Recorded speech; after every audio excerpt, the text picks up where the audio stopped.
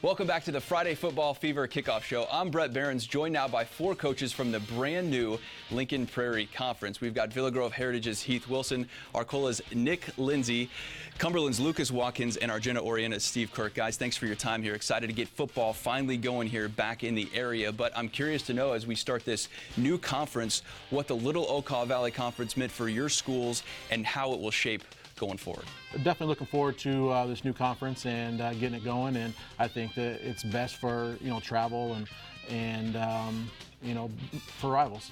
Yeah, Nick, Arcola, one of the founding members of the LOVC way back in the day. How does this kind of shape your community and your school now that it won't be a part of it? Yeah, it was definitely a large part of our tradition, and there were some people who kept the LOVC pretty close to their heart. So leaving that was difficult, but I'm excited to see what the new conference brings, and kind of building off what Heath said, playing new competition, and just I think a new sense of stability in the conference as far as top to bottom, the way the league goes. Travel, one of the biggest reasons, if not the biggest reason, that the LOVC broke up for what it is. It's a long haul for you, Lucas, and for you, Steve, to go from your places, and it's still going to be some long trips, but how does this help that, at least at the forefront of not making as many of those? Having the two conferences, we had crossover games and everything, so these opponents are going to be similar, travels will be similar, with the exception of Blue Ridge. What about for you, Steve? I think for us, it really helps with the non-conference games. Last year we had to go all the way to Robinson, which was a 3-hour trek. So, I think with the 10-team closed league, that really helps things out for us. Now, the IHSA has proposed districts, and it passed at the first level, which could blow all of this conference up in just a couple of years, starting in 2021. So I'm interested to know from you guys, is districts a good thing, and do you think this will even happen? We're not a fan of the districts. One, it gives our ADs, headaches to try to schedule officials. I don't see it personally happening. I'm not a big fan of it. So hopefully it'll come back up next November and either re-vote on it or we'll get rid of it. Nick, what about for you?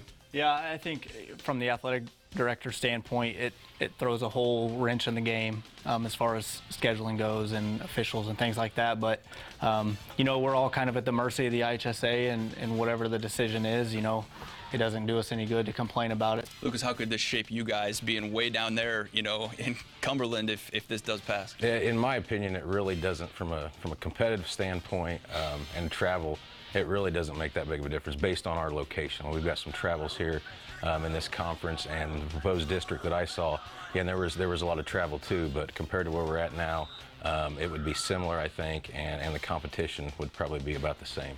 Steve, this may not even happen, you're hearing? No, yeah, I do believe it's going to come up for a revote in November. I've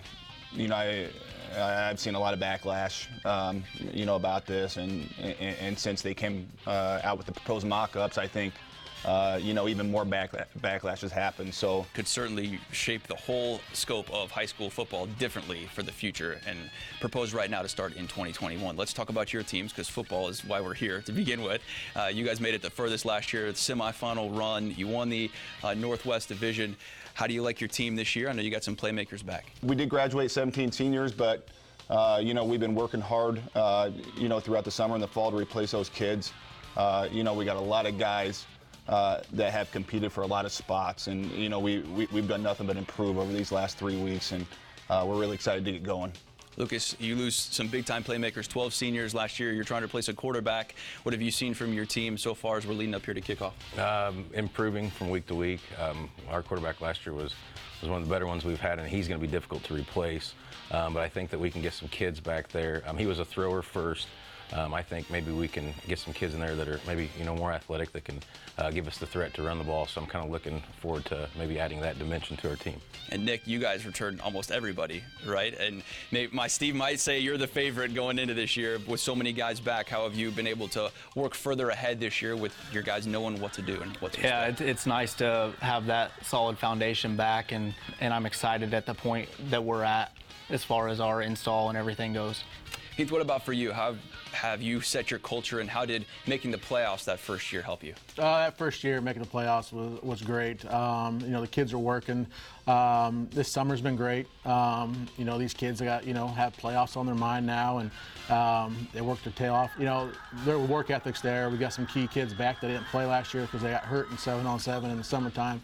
So definitely looking forward to this year and see what happens. Well, guys, thanks so much for coming in. As it's fun to just talk about football, number one, it's even more fun to get it on the field, and that happens tomorrow night. We're not done yet here on the Friday Football Fever Kickoff Show. We're talking 8-man football after the break. Stay with us as the Friday Football Fever Kickoff Show rolls on.